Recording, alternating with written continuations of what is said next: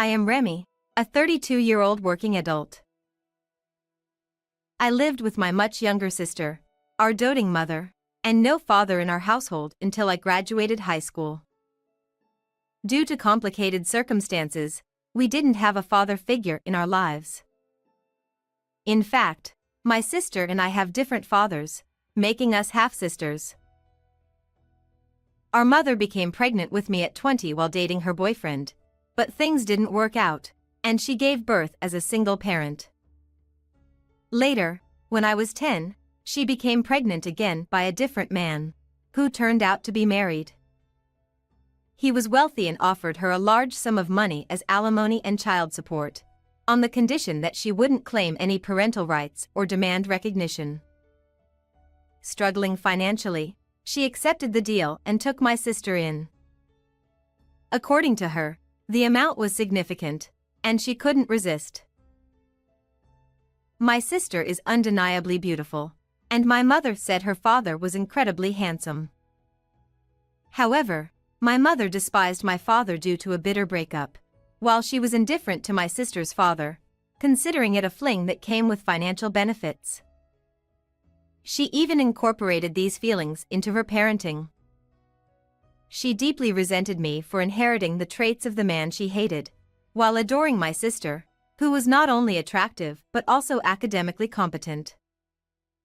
Thus, my mother became a toxic figure in my life. Fast forward more than 20 years. Now, my mother thinks only of how to take everything from me. One day, she came up with a shocking demand. When I graduated high school, I was essentially kicked out of the house. My mother claimed it was a waste of money to continue raising me and demanded I repay her for the favor of raising me. She told me to start working immediately. I didn't attend college and instead searched for jobs on my own, eventually landing a position at a company. I've since lived an ordinary working life, facing various challenges along the way. My sister, on the other hand, is now 22 and in her 4th year of university. It's springtime, a season when some students have already begun job hunting while others are still preparing. When I asked her about her plans, she said she intended to find a job. As I was thinking about her transition into adulthood, I suddenly received a call from my mother, who immediately said something absurd. Mika's job hunting will require travel expenses, accommodation fees, and she's finally getting her driver's license this year, so we need money for that too. Could you triple the monthly allowance you've been sending us? I was stunned into silence. Since I started working, I've been sending my mother $1,000 a month, but now she wanted to increase it to $3,000. I argued that the amount was unreasonable, but she kept repeating, "We don't have enough money, it can't be helped." When I dug deeper, I learned that she had squandered some of the money from my sister's father on luxuries. The rest had been spent on my sister's private school tuition and university fees, leaving almost nothing. Now, with her financial situation tight, she was pressuring me to increase my contributions. Both my mother and sister had part-time jobs, so their situation couldn't have been that dire. I proposed sending money directly to my sister, but my mother insisted on handling it herself, claiming she needed it for household expenses. Reluctantly, I agreed to increase the allowance by $500, thinking of my sister. A few weeks later, my sister contacted me. She had an interview nearby and asked if she could stay at my place for a while. Hey, sis. How do you think I should write this? Balancing her job hunting and graduation thesis, my sister sought my advice on her struggles. She quickly grasped my suggestions and resumed her work. Despite everything, we've always been close siblings. Though we have different fathers, we share the same mother, a fact that binds us. my sister doesn't seem to mind and even remembers how much I doted on her when we were younger, which explains her affection toward me. To avoid conflict with our mother, my sister told her she'd be staying at a friend's house. She was visibly exhausted from our mother's overbearing nature. Honestly, Mom is such a pain. She forced me into all-girls schools even though I wanted co-ed, and now she's trying to dictate my career choices too. While venting, she continued her work. I made her some late-night pasta, which she devoured with delight despite my limited cooking skills. "You're the best, sis," she said with a bright smile. Although I was concerned about our mother's erratic behavior, I never thought she'd mistreat my sister. A few months later, my sister secured a job offer. Her quick success led our mother to boast to the neighbors about how brilliant her daughter was. Of course, the praise was entirely directed at my sister, as if I didn't exist. One evening, my mother called me unexpectedly. Persistent and insistent, she kept redialing until I picked up. She sounded unusually cheerful. Guess what? Mika got a job. So starting next year, you don't need to send us any more money. Apparently, she planned to live off my sister's income now. Oh, and by the way, I've always felt one daughter was enough. Consider this our farewell. Cutting ties with you feels so liberating. Her mocking tone pushed me to the brink. Maybe I'll even visit a shrine to sever ties. If you got hit by a car and I received the insurance money, that'd be perfect. I was speechless. Her words ignited a fire within me, and I decided I wouldn't tolerate her behavior any longer. I took a deep breath and said, "Well, if that's how you feel, I guess Mika's job offer is cancelled." What nonsense are you talking about? Mika got her offer from a reputable company. I smirked and revealed, "Oh, that company? It happens to be mine." Her stunned silence was almost palpable. What? Feigning indifference, I added, "Ask Mika for details. I'll be visiting for New Year's, so we can talk then." Before she could respond, I hung up, blocked her number, and continued with my life. And so, one day during the New Year holidays, I returned to my hometown, as promised, to visit the graves. Before that, I headed to my family home. Since I didn't have a key, I rang the doorbell. Immediately, the sound of chaotic footsteps echoed, and soon, she appeared. Welcome. You've come back, haven't you? I was waiting for you. Normally, she would have scolded me with, "What are you here for?" But her attitude was different. So drastically different that I couldn't help but internally comment, "How convenient for her." Following her unsettling smile, clearly aimed at not displeasing me, I entered the living room. There, I found her lounging in front of the TV, comfortably sitting by the heated table. "I'm back." Welcome home, sis. Her smile was radiant as she turned to greet me. Glancing at our mother out of the corner of my eye, her expression said, "This is unbelievable."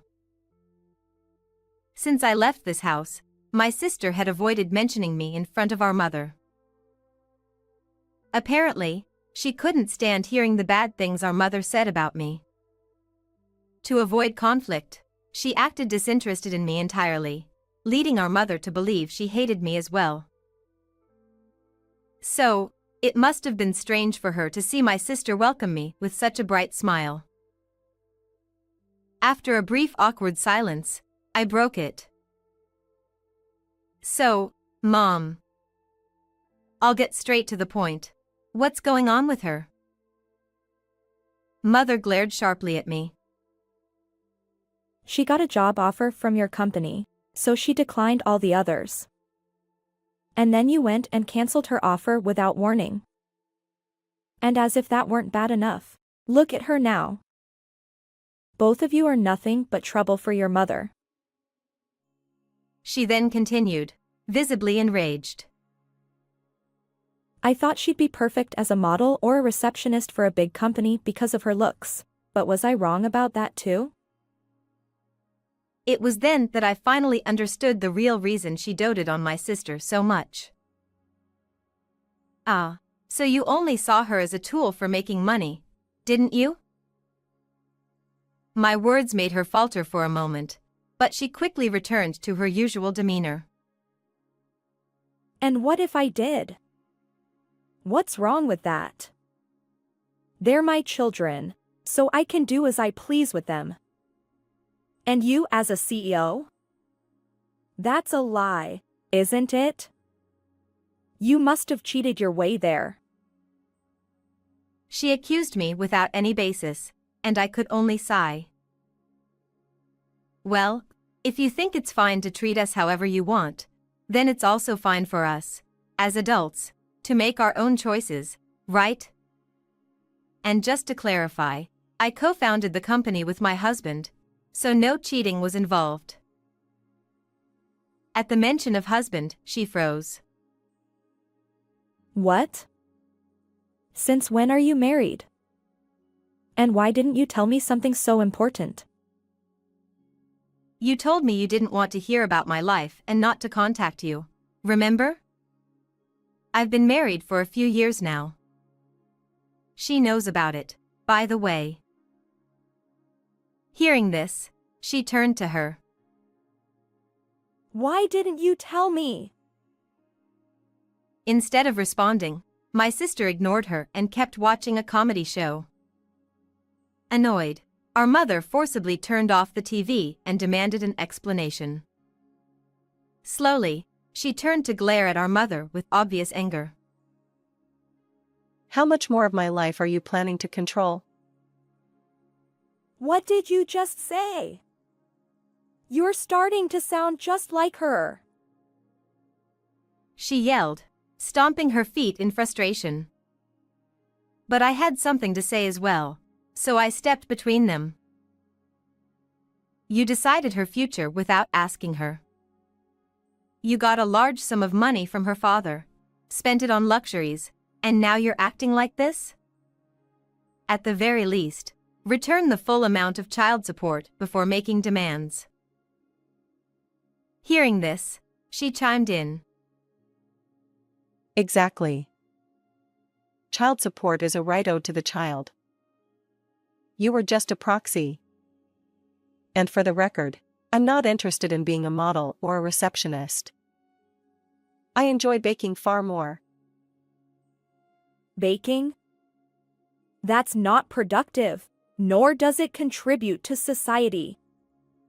You have to join a major company for the sake of appearances. Flustered, she tried to argue, but my sister's resolve was clear. In fact, she had always loved cooking, often taking over in the kitchen whenever I struggled with it. So you're not even interested in her hobbies or what she wants to do? Oh, that's right.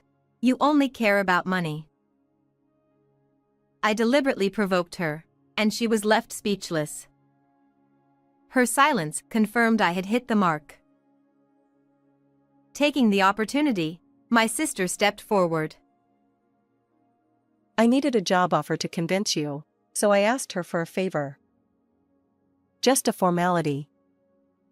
Once I graduate, I'm going to a patisserie school near her company. Her declaration left our mother dumbfounded. What? But specialist schools cost money. Where will you get that kind of money? Before she could panic further, I stepped in again. You're underestimating her. She saved quite a bit from her part-time jobs, and I'll cover the rest. She's my little sister, after all. Hearing that, her eyes filled with emotion, and she gripped my hand tightly. Well, that's the story. By the way, the offer cancellation was decided long before you called. Anyway, I'm leaving now. With a triumphant smile, I walked past my stunned mother and left the house. But then, right after. Wait a minute. She came outside and grabbed my arm tightly. Listen, that means she's still a student, right? And she's moving to the city, isn't she? Please, keep sending money like before. Apparently, our mother had quit her part-time job, counting on my sister's future income. Naturally, her savings were completely drained, and it was obvious her life would collapse without my sister around. She probably believed her daughters wouldn't abandon her. To this naive, overly optimistic mother, I said, "You're asking for money from someone you chose to cut ties with? Unbelievable. Isn't one daughter enough for you? Then I'm the unnecessary one, right? Fine. I'll never come here again." I made sure to say it loud enough for the neighbors to hear. Startled, she let go of my arm. Just then, my sister, who had finished getting ready to leave, came out from inside. Sis, I want to visit Grandpa and Grandma's graves with you too. She wrapped her arm around mine as she spoke. Well then, let's go. Leaving behind our mother, who stood frozen like a statue, my sister and I headed off to visit the graves. After that, my sister graduated from university and, as planned, entered a patisserie school. Most of her classmates were fresh high school graduates, but her cheerful and energetic personality helped her fit in quickly. Thanks to her looks, she even gained a small fan club among the younger girls. She seemed genuinely happy, and I felt like a parent watching over her, proud and supportive. On the other hand, our mother wasn't so fortunate. The neighbors, who had overheard my loud declaration, began treating her with disdain. Unable to rely on me or my sister for money, she turned to none other than my sister's father for help. However, because she had signed an agreement upon their separation stating he would have no further involvement with the children, there was nothing he could do. Left with no choice, she had to find a new job and work hard to learn the ropes. It's said she now leads a lonely and isolated life, struggling to make ends meet. A fitting end, the result of her own choices. As for me, I have exciting news. I'm pregnant with my first child. With the demands of running a business, starting a family had always been on the back burner, but now my husband and I are expecting a baby girl. Both he and my sister were overjoyed at the news. Since she lives in an apartment near us, my sister often visits. Sis, you need to eat healthier. She frequently cooks nutritious meals for me, always packed with care and flavor. Her skills in both baking and regular cooking never cease to amaze me. At times like these, I can't tell which of us is the older sibling. Both of us, once treated as nuisances or tools by our mother, are now free and living peaceful lives. I couldn't be more grateful for this happiness, and I hope to continue living like this. What did you think of today's story?